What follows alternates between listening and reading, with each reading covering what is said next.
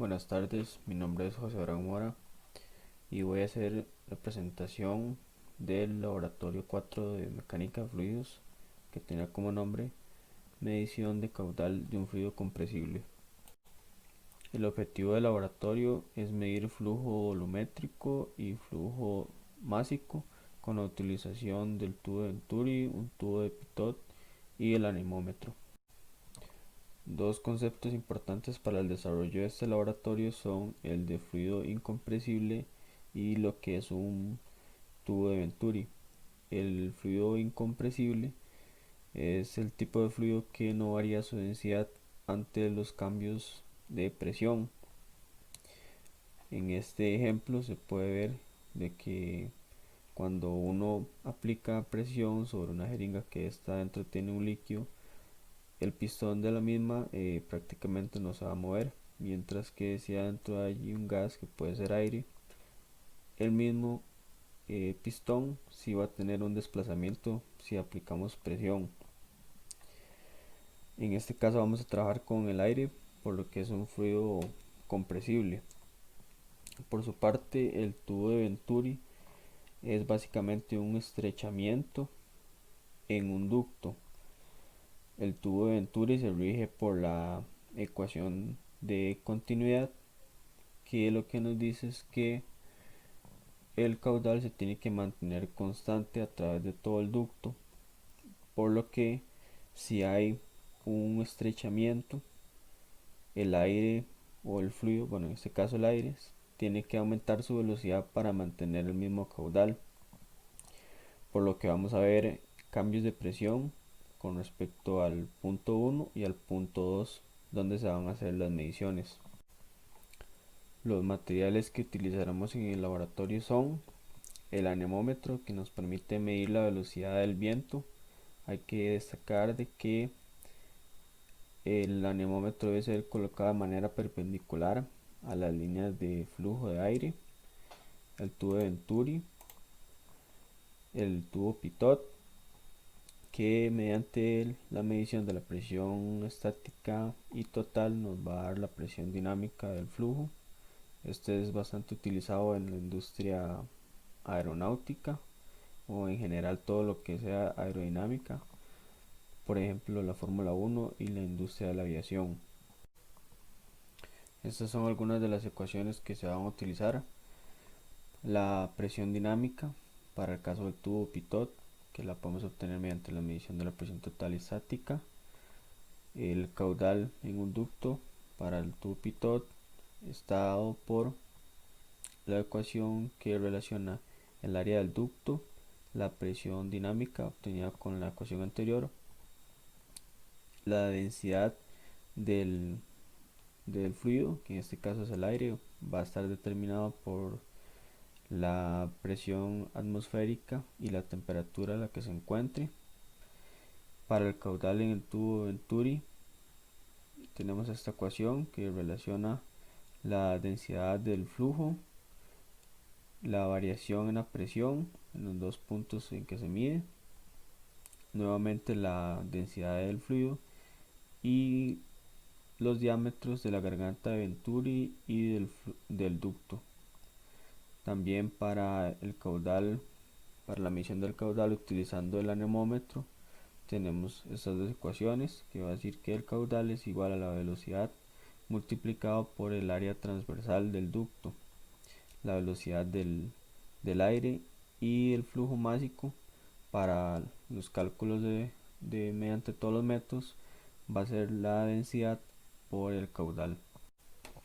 Para el primer caso en el que se utilizó el túnel de viento axial y el túnel de Venturi, se midieron los valores de presión total a la entrada del del tubo de Venturi, la presión estática en ese mismo punto y después se midió la presión estática en el estrechamiento.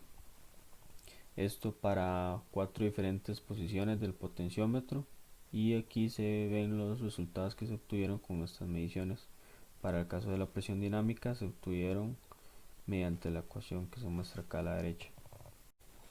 Por acá se muestran los resultados que se obtuvieron mediante las mediciones de presión en el túnel de viento axial y el estrechamiento de Venturi. El dato de la temperatura del ambiente y la presión fueron utilizados para obtener la densidad del aire, y al igual que el diámetro de Venturi y el ducto de Venturi fueron sustituidos en la ecuación del caudal. Y aquí podemos ver que los porcentajes de error prácticamente no varían entre medición. El valor de delta P es obtenido mediante la diferencia de presión entre la entrada del túnel de Venturi y el estrechamiento en el mismo.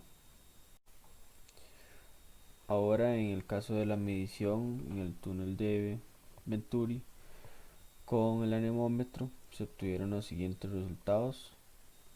Bueno, nuevamente se mantuvieron los datos de la temperatura ambiente y presión atmosférica para calcular la densidad.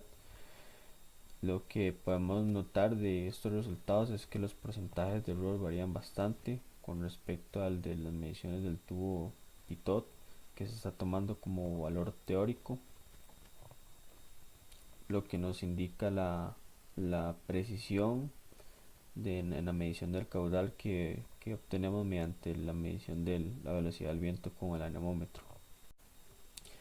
Para las mediciones de presión en el túnel de viento centrífugo se obtuvieron los siguientes resultados de presión total y presión estática, y con ello se calculó la presión dinámica a diferentes valores de revoluciones por minuto, y también a la salida del túnel se midió la velocidad del aire con el anemómetro. Estos fueron los datos obtenidos en la medición del caudal en el túnel de viento centrífugo. De este lado están las mediciones con el tubo de Pitot, y del lado derecho tenemos las mediciones con el anemómetro, que se nota que hay un porcentaje de error bastante alto, lo que nos indica que la medición con este instrumento es poco precisa. Estos datos de acá abajo fueron utilizados para calcular el caudal mediante ambos métodos. La densidad nuevamente está dada por la presión y la temperatura a la que se encuentra el aire. En la discusión de resultados, primeramente podemos referirnos a las mediciones en el túnel de Venturi. Estos valores negativos nos indican que hay caídas de presión, lo cual está de acuerdo a lo que se espera, ya que como el caudal se tiene que mantener constante, entonces el aire varía su velocidad, y esto provoca a su vez de que la presión también cambie de valor. De ahí es donde salen las mediciones negativas, con lo cual también podemos referirnos a la ecuación de continuidad que se vio comprobada, por decirlo de alguna forma, mediante esas mediciones.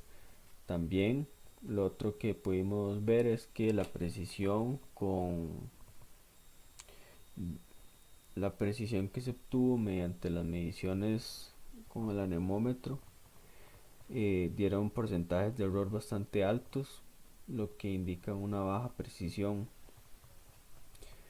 A manera de conclusiones, se comprobó que el caudal se mantiene constante en el túnel de Venturi, y también que la precisión que se obtiene en la medición del caudal mediante el anemómetro es poco preciso.